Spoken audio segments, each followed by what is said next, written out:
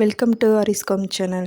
Beetroot சாப்பிடாத குழந்தைங்கள இந்த மாதிரி ட்ரை பண்ணி பாருங்கள். கண்டிப்பாக பீட்ரூட் சாப்பிடுவாங்க. டேஸ்ட்டு வித்தியாசமாக இருக்கும். குழந்தைங்களுக்கு ஸ்நாக்ஸாகவும் ஈவினிங் ஸ்நாக்ஸாகவும் சட்டுன்னு செஞ்சிடலாம். ஒரு 5 நிமிஷம் இருந்தால் போதும். வாங்க எப்படி செய்யலாம்னு பார்க்கலாம். அதுக்கு தேவையானது பார்த்திங்கன்னா, இப்போ 1 கப் அளவுக்கு பீட்ரூட் எடுத்திருக்கேன். இந்த 1 கப் அளவுக்கு 1 கப் பார்த்திங்கன்னா 50 கிராம் வரும். இதை மிக்ஸி ஜாரில் சேர்த்துட்டு நல்லா மைன் பேஸ்ட்டாக அரைச்சி இந்த மாதிரி தண்ணி கொஞ்சமாக சேர்த்து அரைச்சிருங்க. இந்த தண்ணி கொஞ்சமாக சேர்த்து அரைச்சிட்டு இப்போ இதை ஃபில்ட்ரு பண்ணி எடுத்துடலாம். கொஞ்சம் கொஞ்சமாக சேர்த்து இந்த மாதிரி ஃபில்ட்ரு பண்ணி எடுத்துருங்க. இதில் பார்த்திங்கன்னா 100 ml பீட்ரூட் சாறு வரணும். அதுதான் கரெக்டான கண்டென்சியாக இருக்கும். இப்போ பார்த்திங்கன்னா 1 டேபிள் ஸ்பூன் நெய் விட்டு ஒரு 1/2 கப் அளவுக்கு ரவையை நல்லா ரோஸ்ட் பண்ணி விட்டுருங்க. வறுத்த ரவையாக இருந்தால் நம்ம இந்த மாதிரி ரோஸ்ட் பண்ண தேவையில்லை, அப்படியே சேர்த்துக்கலாம். இந்த மாதிரி சேர்த்துட்டு நம்ம இப்போ எடுத்து வச்சுருக்க 100 ml பீட்ரூட் சாறை இது கூட சேர்த்திடுங்க. சேர்த்திட்டு நல்லா வதக்கி விட்டுருங்க. அடுப்பை லோ ஃப்ளேம்லேயே வச்சுக்கோங்க. நல்லா இந்த மாதிரி கலந்து விட்டுருங்க. கலந்து விட்டுட்டு பார்த்திங்கன்னா ஒரு 5 நிமிஷம் போல் நல்லா கெட்டி பிடிக்க ஆரம்பிக்கும். நல்லா ரவை வெந்து வரும். இந்த அளவுக்கு வந்ததுக்கப்புறம் பார்த்திங்கன்னா ஓரளவுக்கு கெட்டியான வந்ததுக்கப்புறம் அடுப்பை கொஞ்சம் ஹை ஃப்ளேமில் வச்சுக்கோங்க. மீடியம் லோன்னு மாற்றி மாற்றி வச்சுக்கோங்க. இப்போ ஓரளவுக்கு பாருங்கள் கெட்டி பதத்துக்கு வந்துருச்சு. இப்போ 1/2 கப் சர்க்கரை சேர்த்துக்கலாம். இனிப்பு வேணும்னா நீங்கள் 3/4 கப் கூட சேர்த்துக்கலாம். உங்களுக்கு சுகர் உங்களோட விருப்பம்தான்.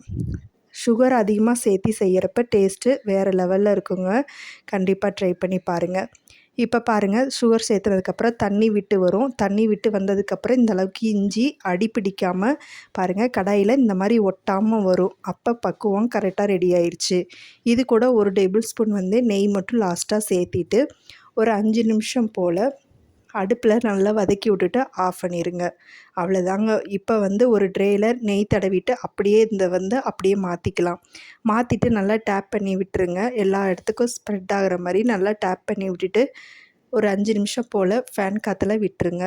ஆறி வரட்டும். எப்படி இருக்குன்னு பார்க்கலாங்களா? இப்போ பாருங்கள் நல்லாவே ஆறி வந்துருச்சு.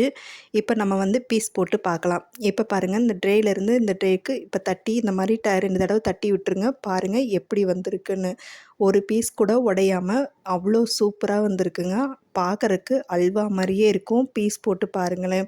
அவ்வளோ சாப்பிட்றதுக்கு டெம்ட் ஆயிருங்க. வாயில் வச்சோடனே கரைஞ்சிரும். குழந்தைங்களுக்கு இந்த மாதிரி வித்தியாசமாக ட்ரை பண்ணி பாருங்கள். கண்டிப்பாக விரும்பி சாப்பிடுவாங்க. ரொம்ப ஹெல்த்தியான ரெசிபியும் கூட. கடையில் வாங்கவே தேவையில்லைங்க. வீட்லேயே ஒரு 5 நிமிஷத்தில் செஞ்சிடலாம். சூப்பரான பீட்ரூட் அல்வா பாருங்கள் ரெடி ஆயிடுச்சு. இந்த ரெசிபி உங்களுக்கு பிடிக்கும்னு நம்புகிறேன். பிடிச்சிருந்தால் நம்ம சேனலை மறக்காமல் சப்ஸ்கிரைப் பண்ணிக்கோங்க. லைக் அண்ட் ஷேர் பண்ணிக்கோங்க. உங்கள் ஃப்ரெண்ட்ஸ் அண்ட் ஃபேமிலிக்கு இந்த வீடியோவை ஷேர் பண்ணிக்கோங்க. இவ்வளோ ஸ்பான்ச்சியான அல்வா பீட்ரூட்டில் ஹெல்த்தியான முறையில் வீட்டில் செஞ்சு கொடுத்துட்டு எப்படி இருக்குங்கிறத கமெண்ட் பாக்ஸில் கமெண்ட் பண்ணுங்கள். மறக்காமல் இந்த மாதிரி எளிமையான ரெசிபிகளை பார்க்குறதுக்கு நம்ம சேனலை சப்ஸ்கிரைப் பண்ணி வச்சுக்கோங்க. தேங்க்யூ ஃபார் வாட்சிங்.